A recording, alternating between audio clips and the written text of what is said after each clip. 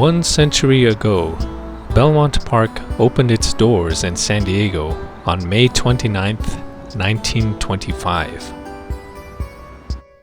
It was presented to the public as the Mission Beach Entertainment Center by John D. Spreckels.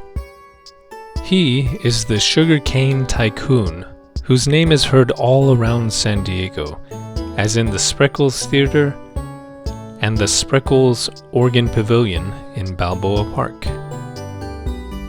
Incidentally, the slang term sugar daddy and the candy made by Tootsie Roll can be traced, in part, to John D. Spreckels' brother, Adolph. As a wealthy sugar baron himself and owner of the Spreckels Sugar Company, he married his wife Alma, who was 24 years younger. She affectionately referred to him as her sugar daddy. The intent of the Mission Beach Entertainment Center was to attract more people to buy houses in the area and increase ridership on the Spreckels San Diego Electric Railway. This was the predecessor to what we now know as our Metropolitan Transit System, or MTS. The park featured a funhouse and ice rink, a bathhouse, casino, ballroom and nightclub, a carousel and midway games, and an indoor saltwater pool. Originally called the Natatorium, at the time it was the world's largest indoor saltwater pool, measuring 60 by 175 feet. By 1940, the saltwater was switched to freshwater, as the salt was damaging the filtration system. A few years later, one of the rooms was used as a jail cell during World War II, and in the late 1980s, a push to preserve the pool took place. The developers tore down most of Belmont Park. The roller coaster was declared a National Historic Landmark in 1987, saving it from destruction. The pool needed a voice to argue for its preservation. This came in the form of the Save Our Heritage organization and the mayor of San Diego at the time, Maureen O'Connor. The health department wanted to destroy the pool's pedestal and steps, citing them as unsafe. Mayor O'Connor argued, "It's the only last remaining essence of historical significance left. There is nothing left of that place except the tiles and the pedestal and the steps." The city council agreed with Mayor O'Connor and overruled the health department, retaining the pool's steps and pedestal. As a side note, Mayor O'Connor was married to Robert O. Peterson, who is better known as the founder of the San Diego-based Jack in the Box restaurant chain. Jack in the Box featured their Jack character on the intercom system to familiarize the 1950s public with the new drive-through concept of placing orders without leaving their cars. Peterson expanded the business to over 300 locations and became a philanthropist in his later years. He donated to causes like the Scripps Institute of Oceanography, and he was one of the benefactors of UCSD. We can see his name on Peterson Hall, near the center of campus. In 1994, Robert O. Peterson passed away, and his wife Maureen O'Connor, who was no longer San Diego's mayor, ended up with an unfortunate addiction in her grief. She was charged in 2013 of taking $2.1 million from her husband's charitable foundation and gambling it at casinos in San Diego, Las Vegas, and Atlantic City. Over the course of 9 years, from 2000 to 2008, she played through an amount that exceeded $1 billion, mostly on video poker. This is roughly equivalent to wagering $300,000 per day, every day, for 9 years. From that perspective, it's surprising that her net loss was $13 million instead of a far greater amount. It's not against the law to bankrupt yourself. However, she was ordered to pay back the $2.1 million from her husband's charitable foundation. In 2015, her criminal charges were dismissed. Any form of addiction can cause ups and downs in a person's life. Practicing moderation or getting help is usually the best recourse. San Diego's addiction to Belmont Park thankfully continued for the renovation of its attractions, like the dead pool here, drained of its water. Improvements were completed in 2019, and the pool was once again open to the public. Note the retractable roof, which can let in sunlight and fresh air. The Plunge, as it's now called, was once known as the largest indoor heated pool in Southern California.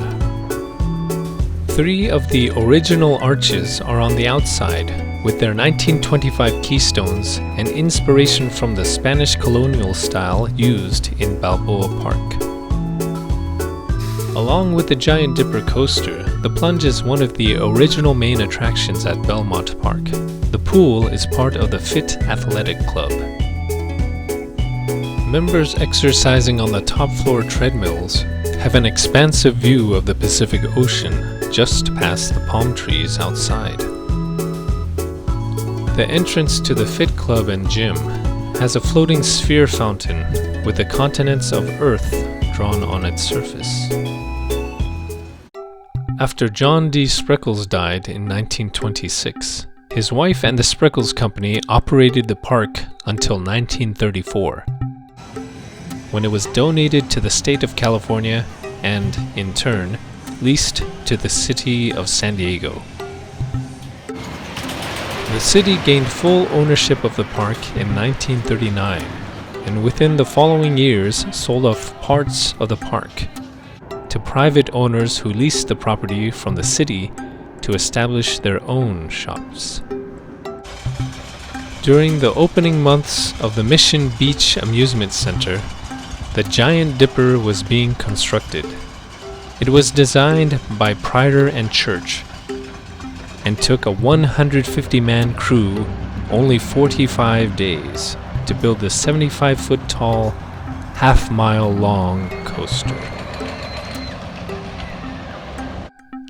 It opened on July 4th, 1925, and the Giant Dipper attracted crowds of people in the early years, with attendance peaking in the 1930s.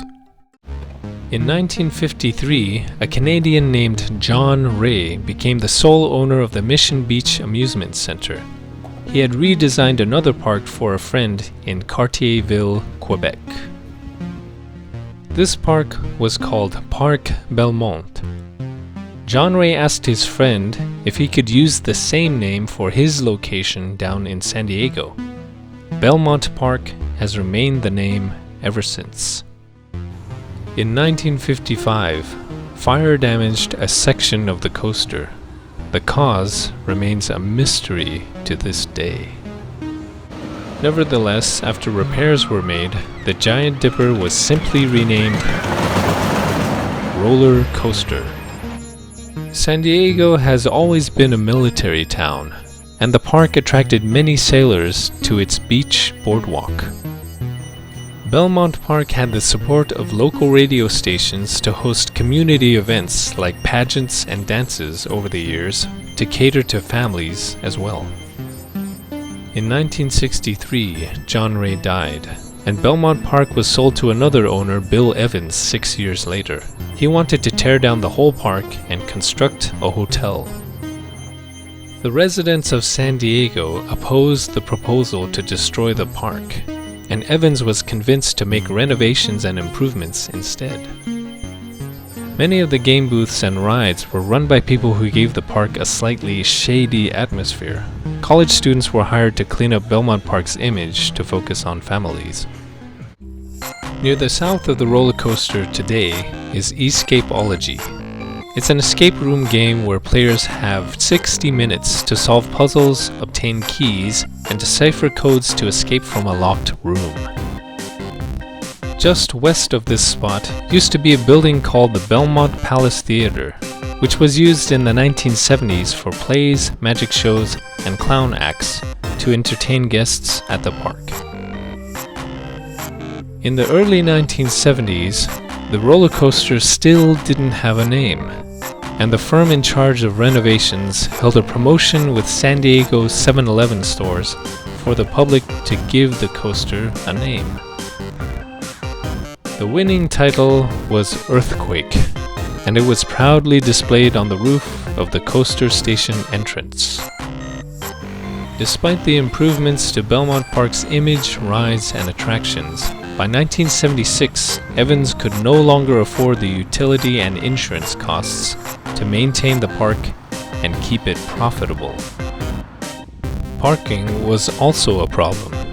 The overwhelming majority of people came to Mission Beach for the ocean, sand, and long boardwalk.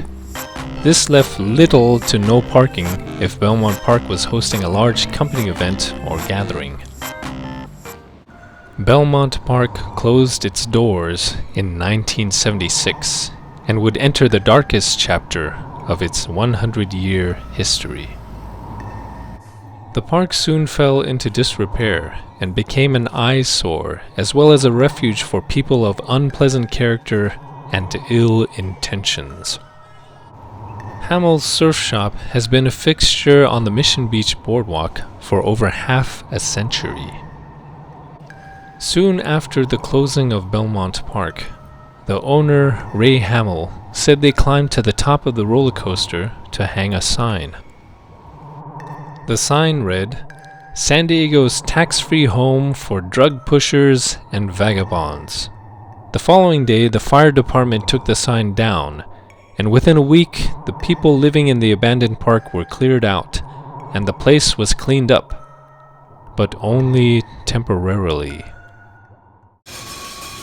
In February 1981, a transient set the coaster on fire twice.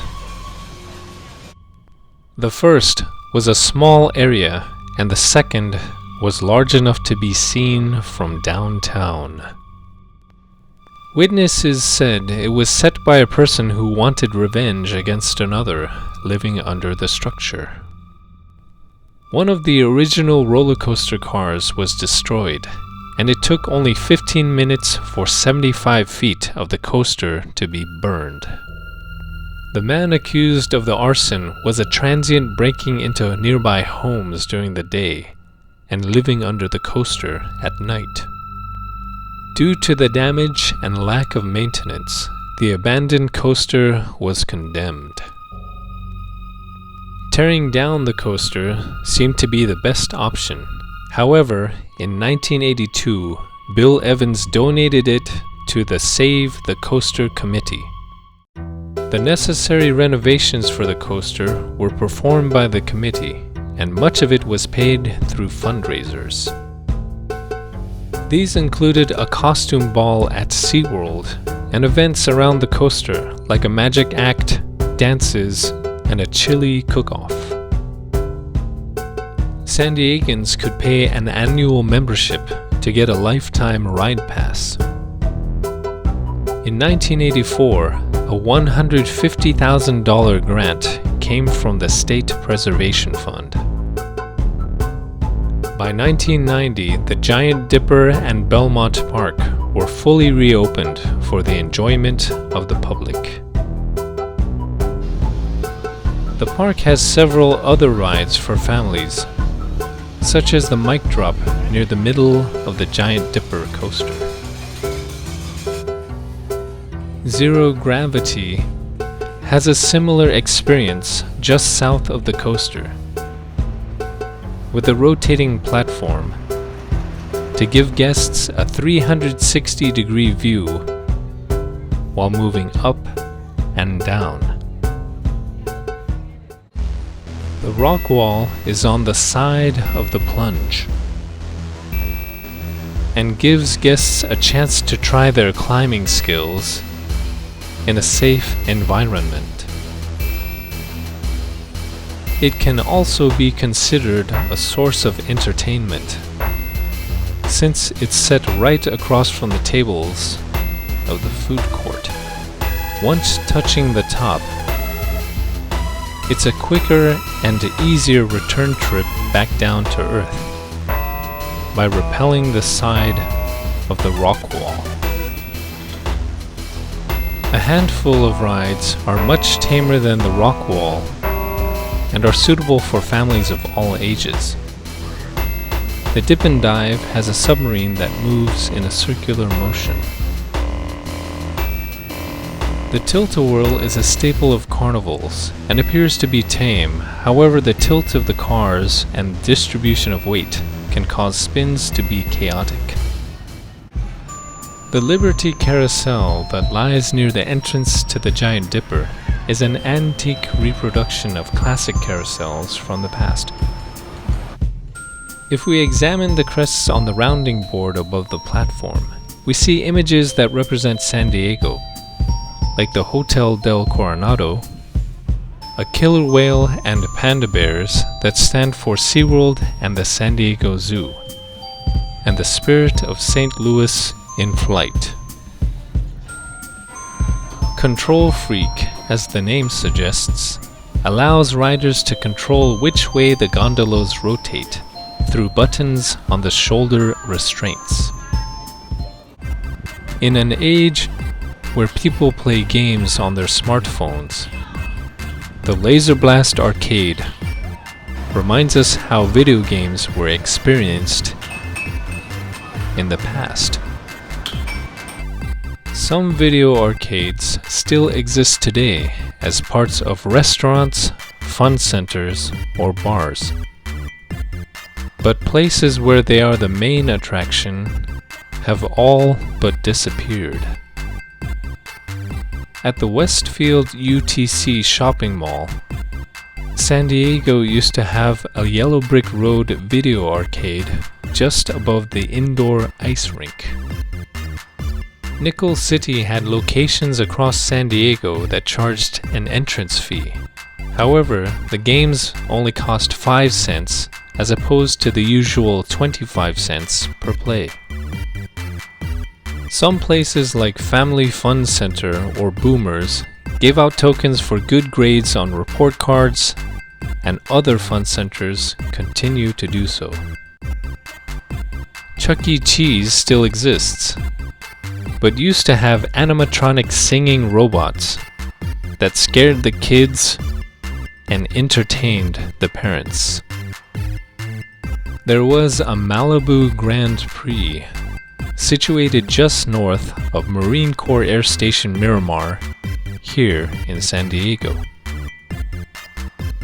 Guests could play in the video arcade and also set fast lap times on the go-karts.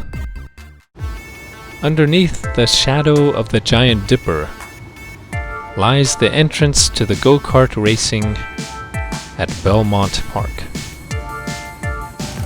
They are set up to run clockwise on an oval track that's just west of the coaster. The area is large enough for drivers to pass each other, and both children and adults can enjoy the experience.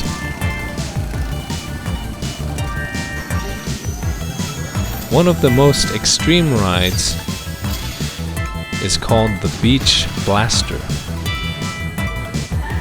After the floor drops down, a slow rotational motion combines with a swinging action which gradually propels the riders higher and higher into the air, achieving a height of 67 feet and an angle of 120 degrees from the starting point. It's definitely not a ride for those afraid of heights. You may even feel some motion sickness just from watching it swinging through its arc back and forth. Everyone's adrenaline is high after the ride is over and the ground rises back up. The beach boardwalk next to Belmont Park gives guests a relaxing break from the excitement of the amusement rides.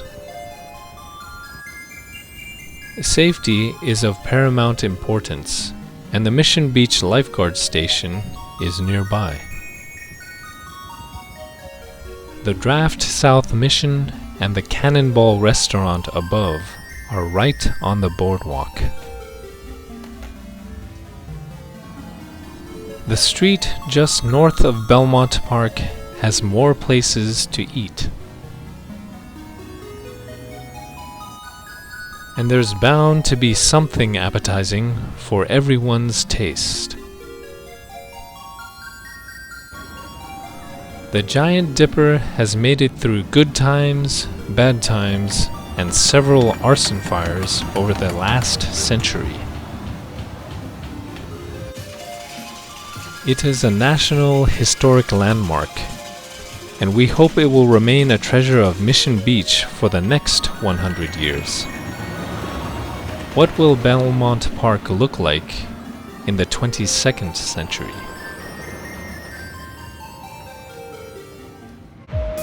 With new technologies and modern steel coasters, will people of the future still appreciate an old wooden coaster from the past?